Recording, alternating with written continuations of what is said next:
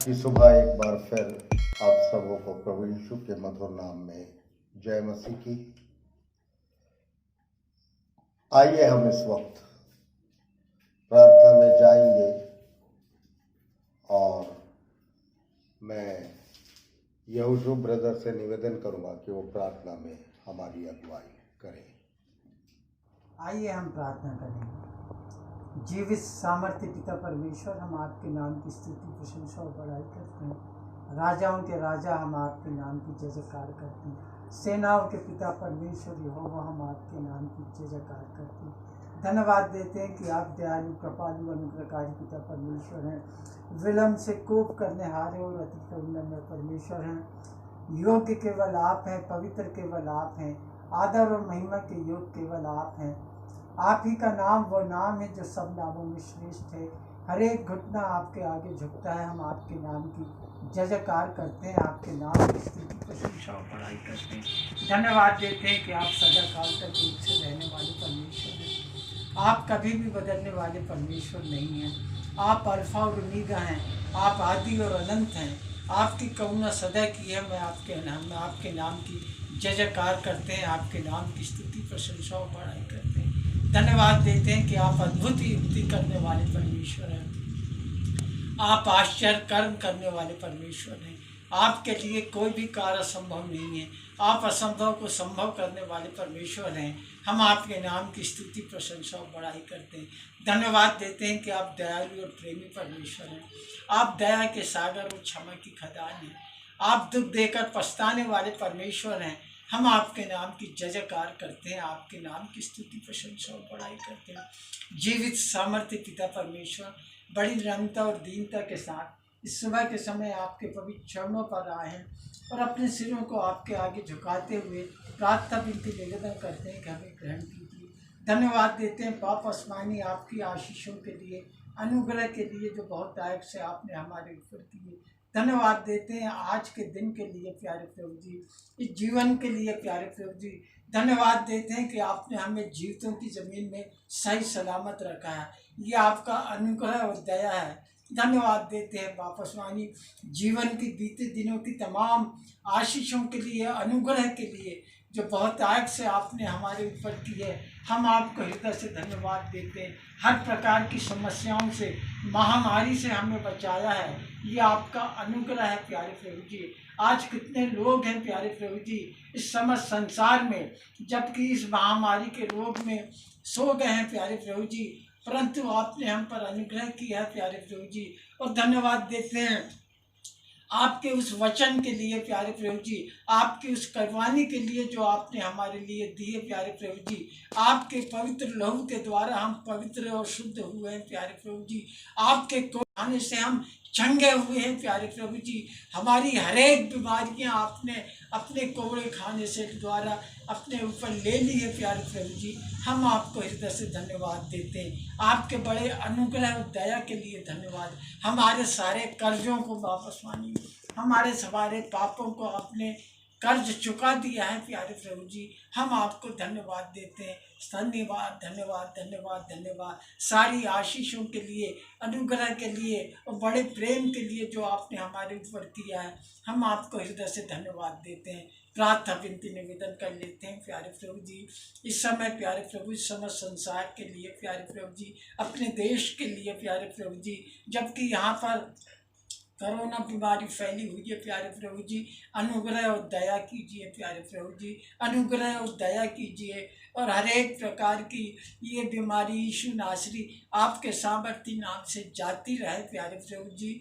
धन्यवाद धन्यवाद धन्यवाद धन्यवाद धन्यवाद धन्यवाद धन्यवाद धन्यवाद।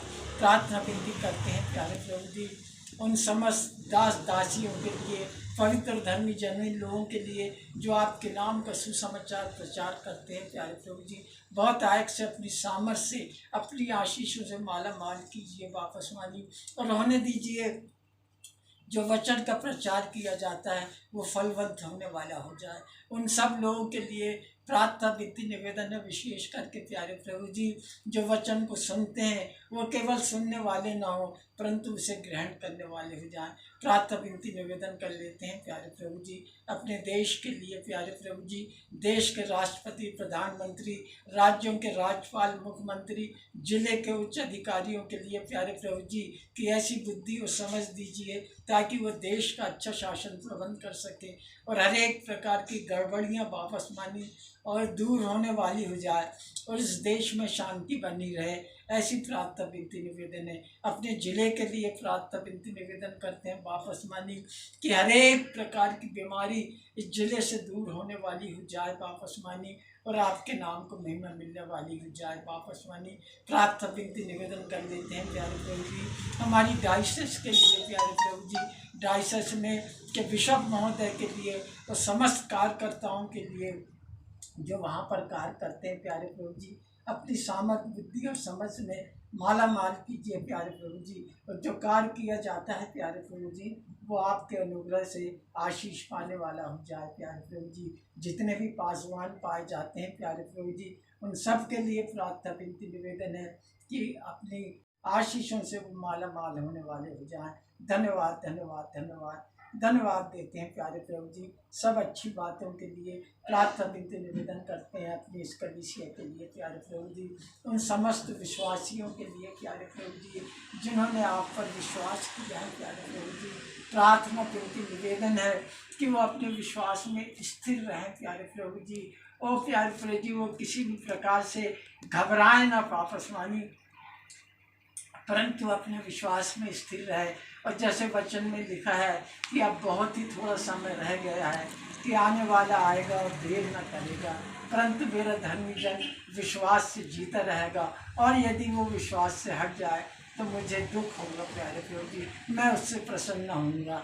ऐसा आप कहते हैं प्यारे प्रभु जी। होने दीजिए प्यारे प्रभु जी कि प्रत्येक सदस्य प्यारे प्रभु जी और जितने भी पाए जाते हैं इस कलीसिया में प्रत्येक घराना प्यारे प्रभु जी अपने विश्वास में स्थिर रहे प्यारे प्रभु जी, क्योंकि वचन के अनुसार प्यारे प्रभु जी वो दिन दूर नहीं है कि आपका आगमन शीघ्र है प्यारे प्रभु जी और इसके लिए हम तैयार रहें। धन्यवाद धन्यवाद हमारे आपके दास के लिए प्यारे प्रभु जी प्रार्थना विनती निवेदन करते हैं प्यारे प्रभु जी कि और अधिक अपनी सामर्थ्य से माला माल कीजिए प्यारे प्रभु जी और उनके द्वारा जो वचन की सेवकाई की जाती है प्यारे प्रभु जी, जो कार्य किया जा रहा है प्यारे प्रभु जी बहुत आयक से अपनी आशीषों से माला माल कीजिए और सामर्थ्य पे सामर्थ्य दीजिए प्यारे प्रभु जी और आपके नाम को महिमा मिले वापस मानी। ऐसी प्रार्थना विनती निवेदन है प्रत्येक सदस्य के लिए। जितने भी लोग प्यारे प्रभु जी आज अपने घरों में बैठकर इस वजह आपके दास के वचन को सुनेंगे प्यारे प्रभु जी बहुत आयत से अपनी आशीषों से माला माल कीजिए। हर एक प्रकार की वचन को चुराने वाली आत्मा यीशु नासरी आपके सामर्थ्य नाम से जाती रहे वापस मानी। ऐसी प्रार्थना विनती निवेदन है। सारी अच्छी बातों के लिए हम आपको हृदय से धन्यवाद देते हैं प्यारे प्रभु जी और आने वाले दिनों को हम अपने आप को आपके पवित्र सामर्थ्य हाथों में सौंप देते हैं। सारी महिमा सारा आदर सम्मान आपको देते हुए इस विनती को हम आपके बेटे उद्धारकर्ता प्यारे यीशु के नाम से मांगते हैं, इसमें ग्रहण कीजिए। आइए हम इस वक्त परमेश्वर की स्तुति में एक गीत गाएंगे और इस गीत को गाया है श्री ब्रदर सेलेक्स कुमार के परिवार ने।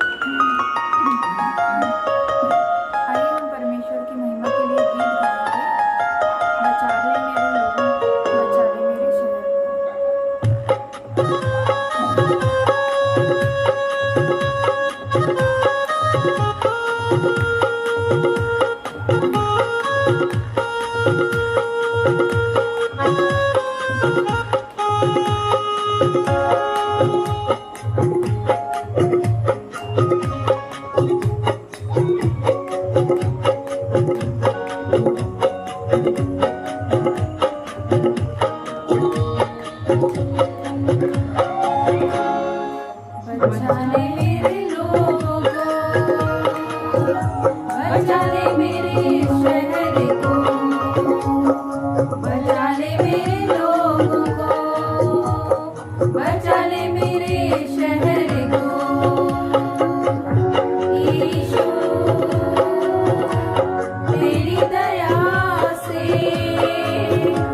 यीशु तेरी दया से, यीशु तेरी दया से, यीशु तेरी दया से बचा ले मेरे लोगों को, बचा ले मेरे शहर को।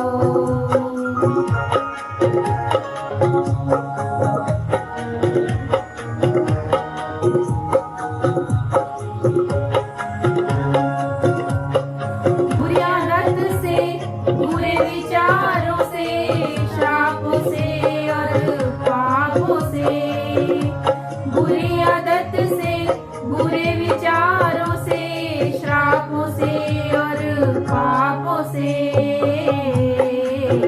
बचा ले मेरे लोगों को, बचा ले मेरे शहर को, बचा ले मेरे लोगों को, बचा ले मेरे शहर को।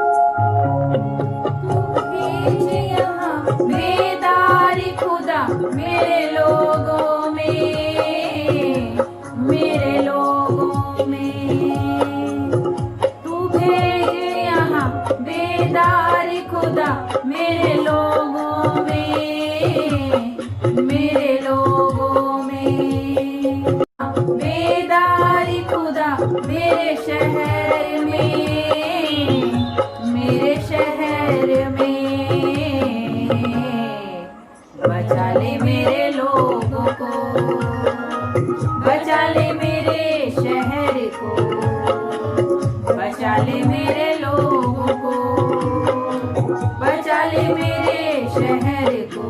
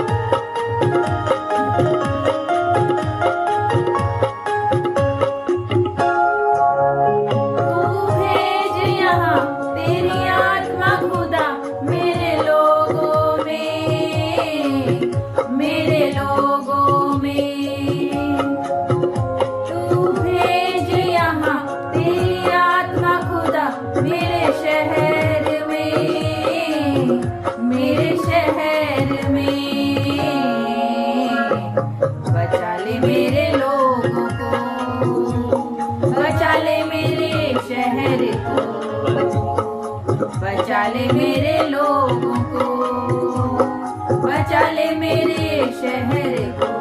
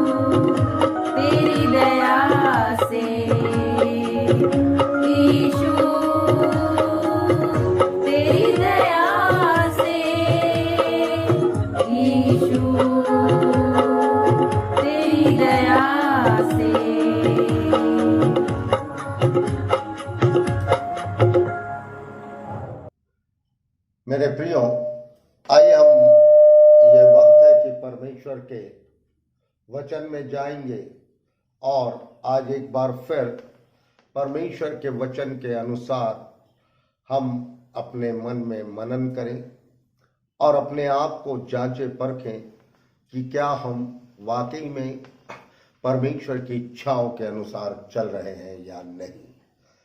पिछले हफ्ते मैंने बताया था मन की दीनता परमेश्वर को भावती है और जब हम नम्र और दीन होते हैं तो परमेश्वर हमारे साथ होता है, और जब परमेश्वर हमारे साथ होता है तो वो हमको अपनी सामर्थ्य से भी भरना चाहता है। इसलिए आइए हम आज के मनन के लिए देखेंगे यूहन्ना रचित सुसमाचार उसका 14वां अध्याय और पहले पढ़ लें 12वीं आयत। मैं तुमसे सच सच कहता हूँ मैं तुमसे सच सच कहता हूँ कि जो मुझ पर विश्वास रखता है कि जो मुझ पर विश्वास रखता है, ये काम जो मैं करता हूँ अरे ये काम जो मैं करता हूँ वह भी करेगा, वह भी करेगा, वरन इससे भी बड़े बड़े काम करेगा, वरन इससे भी बड़े बड़े काम करेगा, क्योंकि मैं पिता के पास जाता हूँ। क्योंकि मैं पिता के पास जाता हूँ। इस वचन का सारा भेद यहाँ पर छुपा है, क्योंकि मैं पिता के पास जाता हूँ। यीशु मसीह ने कहा जो मुझ पर विश्वास करेगा वह काम जो मैं करता हूँ वो भी करेगा, वरन उससे बड़े बड़े काम करेगा, क्योंकि मैं पिता के पास जाता हूँ। मेरे प्रियो, जब यीशु मसीह संसार में थे तो उन्होंने बहुत से बड़े बड़े सामर्थ के और चंगाई के छुटकारे के काम किए। दुष्ट आत्माओं को निकाला, मुर्दों को जिलाया और नाना प्रकार से उन्होंने काम किए। और फिर वो प्रतिज्ञा कर रहे हैं कि मैं तुमसे सच सच कहता हूं कि जो मुझ पर विश्वास करता है, अर्थात जो प्रभु यीशु मसीह पर विश्वास करता है, वह काम जो प्रभु यीशु करते थे वह भी करेगा। और इस बात को हम बहुत अच्छे से देखते हैं, क्योंकि यीशु मसीह ने कहा मुझसे भी बड़े बड़े काम करेगा। और जब पतरस रास्तों पे से गुजरते थे तो लोगों अपने बीमारों को खाट खटोलों पर लाकर सड़कों पर डाल देते थे कि पतरस की छांव भी पड़ जाए तो लोग चंगे हो जाते थे। और आज के दौर में हम टेलीफोन पे भी प्रार्थना करते हैं और लोग चंगे हो जाते हैं, छुटकारे को पा जाते हैं। क्या ये बड़ा काम नहीं है?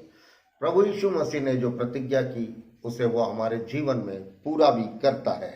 और इसलिए यहाँ पर लिखा है कि क्योंकि मैं पिता के पास जाता हूँ। यीशु मसीह पिता के पास चले गए।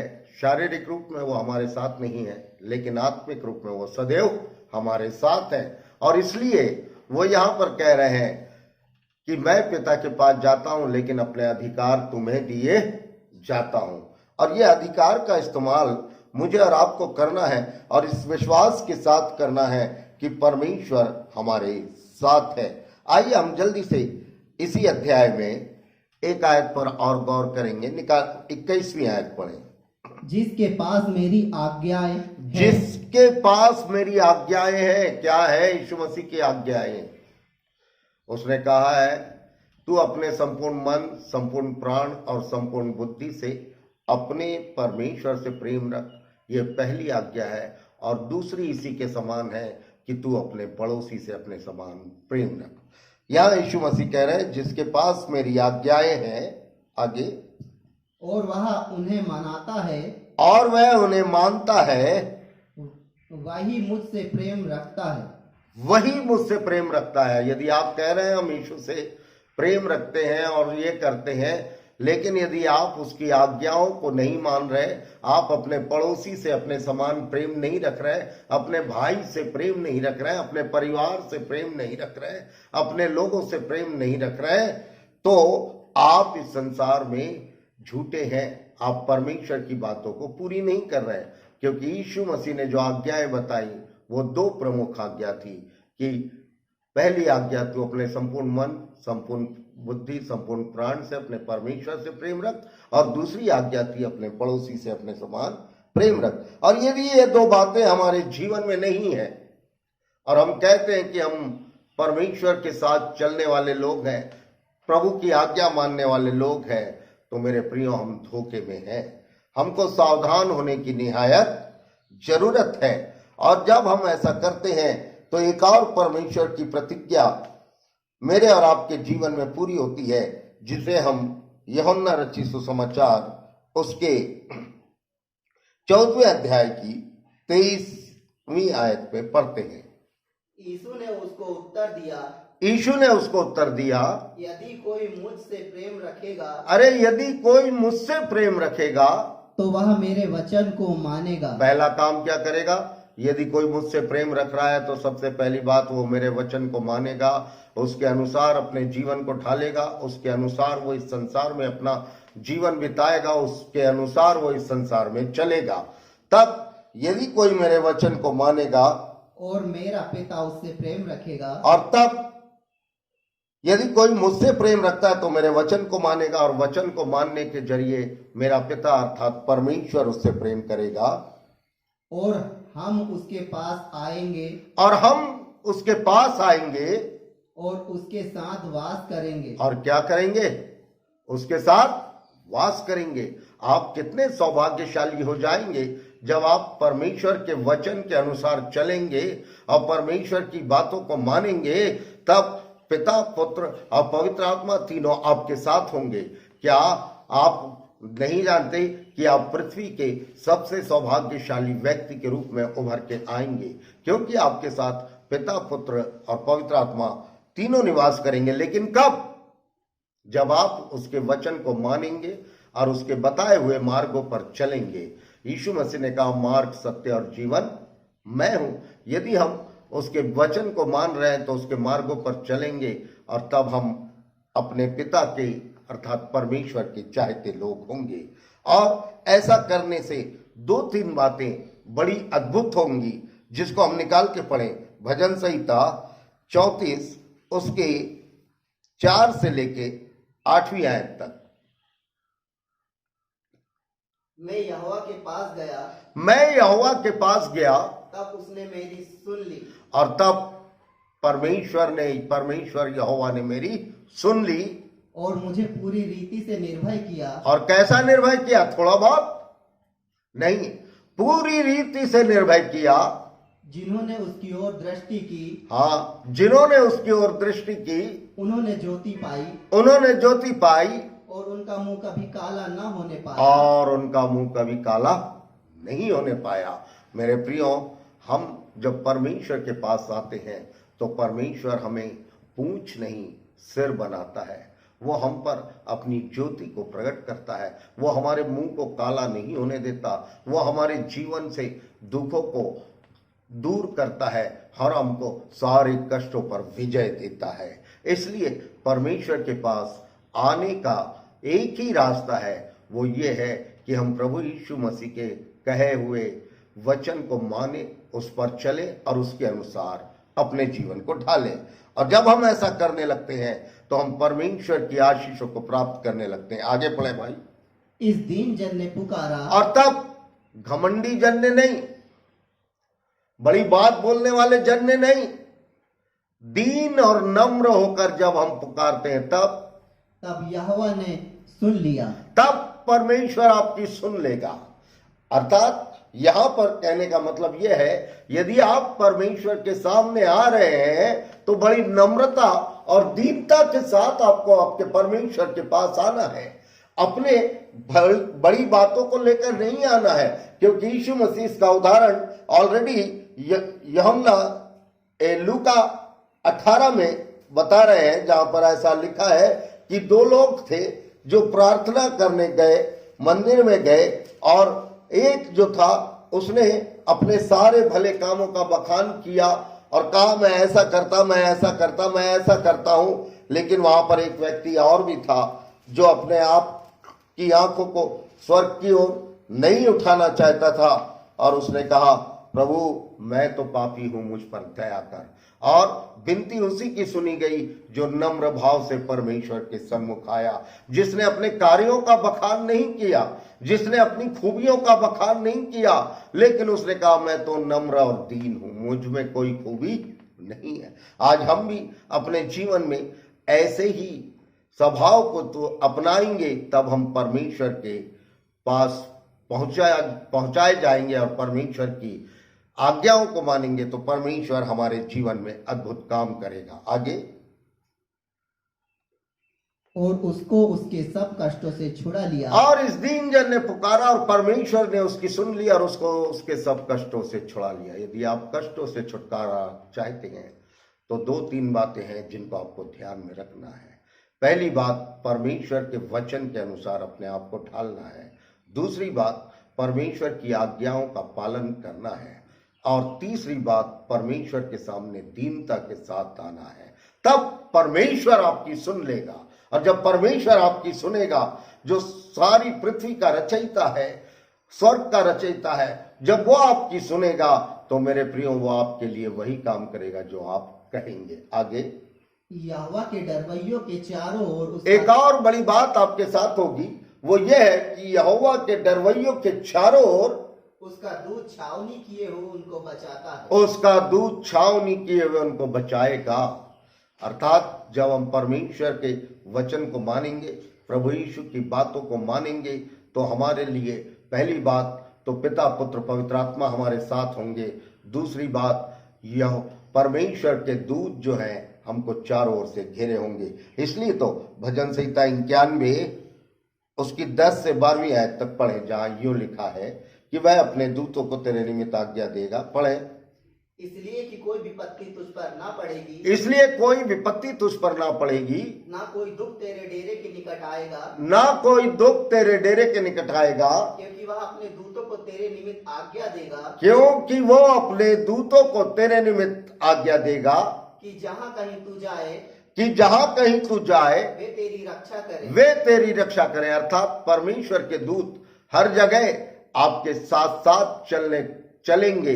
कब चलेंगे? जब आप परमेश्वर की आज्ञाओं को मानकर अपने जीवन को उसमें ढाल देंगे और उसके अनुसार, उसके वचन के अनुसार चलेंगे। तब आप जब परमेश्वर के साथ चलेंगे तो परमेश्वर के दूत भी आपके साथ चलने को तैयार रहेंगे। आगे, वे तुझको हाथों हाथ उठा लेंगे, और तब ये परमेश्वर के दूत आपको हाथों हाथ उठा लेंगे। ऐसा ना हो कि तेरे पाँव में पत्थर से ठेस लगे, ऐसा ना हो कि तेरे पाँव में पत्थर से ठेस लगे। बस तब परमेश्वर के साथ चलने में आनंद ही आनंद है। परमेश्वर के साथ चलने में खुशियां हैं। और जब हम परमेश्वर के साथ चलते हैं तो कई बड़ी बड़ी बातें हमारे जीवन से परिलक्षित होने लगती हैं। लोग जानने लगते हैं, लोग हमारे पास आने लगते हैं और लोग ये समझ जाते हैं कि वाकई में परमेश्वर यहोवा इनके साथ है। यदि हम यशायाह नबी की पुस्तक उसका 57वां अध्याय 15वीं आयत पे गौर करें,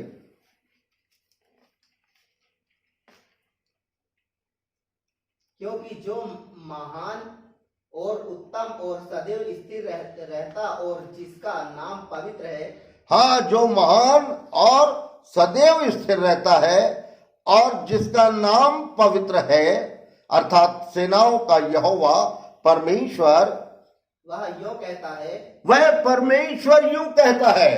क्या कहता है? मैं ऊंचे पर और पवित्र स्थान में निवास करता हूं। अरे, मैं ऊंचे पर स्वर्ग में और पवित्र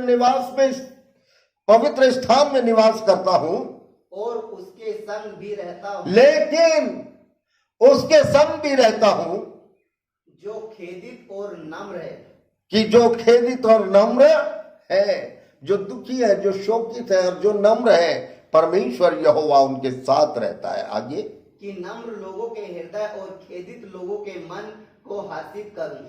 क्यों? क्योंकि वो नम्र लोगों को क्या करना चाहता है? नम्र लोगों के हृदय और खेदित लोगों के मन को आनंदित करे। मेरे प्रियो, यदि आप आनंदित होना चाहते हैं, यदि आप अपने जीवन में परमेश्वर की आशीषों को प्राप्त करना चाहते हैं, यदि आप अपने जीवन में चाहते हैं कि परमेश्वर की उपस्थिति निरंतर बनी रहे, तो पहला काम आपको उस पर विश्वास, प्रभु यीशु मसीह पर विश्वास करना है। और विश्वास करने के बाद उसके बताए हुए आज्ञाओं का पालन करना है। और बताई हुई आज्ञाओं का पालन करने के बाद उसके वचन के अनुसार अपने जीवन को ढालना है। और जब आप ढाल देते हैं अपने जीवन को परमेश्वर की इच्छा के अनुसार, तो ये सारी आशीषें अपने आप यही आप पर उतरना शुरू हो जाती हैं। फिर आपको लगता है अरे ये सब कैसा हो गया, इसका तो मैं हकदार भी नहीं था, मैंने तो अपने जीवन में सोचा भी नहीं था, लेकिन ये बड़े बड़े आश्चर्य कर्म कैसे मेरे जीवन में हो रहे हैं। ये इसलिए कि आपने परमेश्वर के वचन को माना है, और नहीं माना है तो मेरे प्रियो अभी भी समय है, समय रहते हम चेत कर जाए और परमेश्वर के वचन की बातों को अपने हृदय में अधिकताई से बसने दें। तब परमेश्वर हमारे जीवन में अपने अद्भुत काम करेगा। इसी तरीके से यदि हम निकालें यशाया 45:14, जहां पर यहोवा यूं कहता है, मिस्रियों की कमाई और कुशियों के व्यापार का लाभ और सवाई लोग जो डील डोल वाले हैं, हाँ, तेरे पास से चले आएंगे, तेरे पास ही चले आएंगे और तेरे ही हो जाएंगे। अच्छे अच्छे लोग उस वक्त आपके पास आएंगे और वो आपके साथ रहने की कोशिश करेंगे, आपके इर्द गिर्द मंडराएंगे। क्यों मंडराएंगे? वे तेरे पीछे पीछे चलेंगे, वे साकलों में बंधे हुए चले आएंगे, और तेरे सामने दंडवत कर तुझसे विनती करेंगे। क्या विनती करेंगे? विनती करके कहेंगे, हाँ, निश्चय परमेश्वर तेरे ही साथ है। और क्या समझ में आ जाएगा उनकी निश्चय परमेश्वर तुम्हारे साथ है। क्यों? क्योंकि तुमने परमेश्वर के वचन के अनुसार अपने जीवन को ढाला है, तुमने परमेश्वर के वचन के अनुसार इस संसार में कार्य किया है। और ये जब करेंगे तो ये सारे बड़े बड़े लोग बड़े हर्ष और आनंद के साथ आपके पास चले आएंगे, आपके पीछे पीछे चलेंगे, आपके ही हो जाएंगे और तुमसे विनती करेंगे कि निश्चय परमेश्वर तुम्हारे साथ है। और आगे, और दूसरा कोई नहीं, परमेश्वर तुम्हारे साथ है, उसके सिवाय कोई और परमेश्वर। और ये जान जाएंगे कि उस परमेश्वर के छोड़ और कोई परमेश्वर है ही नहीं। मेरे प्रियो, परमेश्वर की आज्ञाओं को मानने में फायदे ही फायदे हैं। परमेश्वर की आज्ञाओं को मानने के दो और बड़े फायदे हैं। एक फायदा तो इस संसार में जब तक आप हैं, जब तक आप परमेश्वर की आशीषों से लवरेज रहेंगे, लेकिन जब संसार से आप कूच करेंगे उसके बाद भी आप अनंत जीवन के भागी होंगे, और मृत्यु के बाद का जो जीवन है उसमें आप इधर उधर भटकने नहीं पाएंगे। ये परमेश्वर का वचन कह रहा है। आइए जल्दी से हम एक और आयत निकालें, जकरिया नबी की पुस्तक। इसके पहले हम निकालें यशाया 45:14।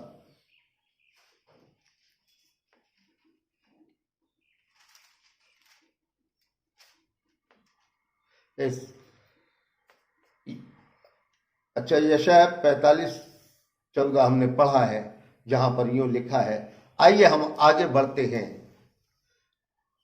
आमोस की पुस्तक, उसका 5वां अध्याय और 14वीं आयत।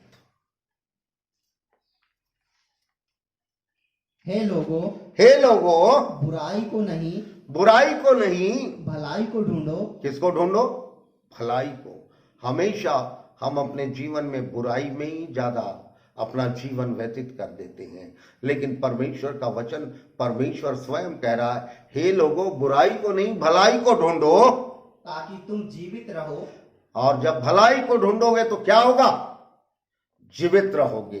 फिर कोई मुश्किलातें, कोई मुसीबतें, कोई बात आप पर हावी नहीं होगी, लेकिन आप सारी मुश्किलातों पर हावी हो जाएंगे जब आप बुराई को छोड़ेंगे और भलाई को ढूंढेंगे। आगे, और तुम्हारा यह कहना सच ठहरे कि सेनाओं का परमेश्वर यहोवा तुम्हारे संग है। यदि आप आज अपने जीवन में इन बातों पर गौर करते हैं, परमेश्वर के चरणों पर आना चाहते हैं, तो मेरे प्रियो, इन बातों को अपने जीवन में होने दें, जिससे आप आशीषित किए जाए। आइए जल्दी से हम एक और आयत पढ़ेंगे, जकरिया नबी की पुस्तक उसका 8वां अध्याय 23वीं आयत। सेनाओं का यहोवा यूं कहता है, सेनाओं का यहोवा यूं कहता है, उन दिनों में भांति भांति की भाषा बोलने वाले, अरे उन दिनों में भांति भांति की भाषा बोलने वाले सब जातियों में से 10 मनुष्य एक यहूदी पुरुष के वस्त्र की छोर को यह कहकर पकड़ लेंगे, तब सब जाति के लोग एक विश्वासी यहूदी पुरुष अर्थात विश्वासी पुरुष के कपड़ों की वस्त्र की छोर को पकड़कर यूं कहने लगेंगे, हम तुम्हारे संग चलेंगे, अरे हम तुम्हारे साथ चलेंगे, क्योंकि हमने सुना है, क्योंकि हमने सुना है, हमने देखा है। क्या देखा है? कि परमेश्वर तुम्हारे साथ है। कि परमेश्वर तुम्हारे साथ है। ये सब कब देखेंगे लोग? जब हम विश्वास करेंगे। यूहन्ना 14:12 में वापस जब अपन जाते हैं तो वहां लिखा है, जो मुझ पर विश्वास करेगा यह काम जो मैं करता हूं वो भी करेगा, वरन उससे बड़े बड़े काम करेगा, क्योंकि मैं पिता के पास जाता हूं। मेरे प्रियो, अधिकार तो हमारे पास है, लेकिन उस अधिकार का हम इस्तेमाल नहीं कर पा रहे। हम कैसे अभागे लोग हैं।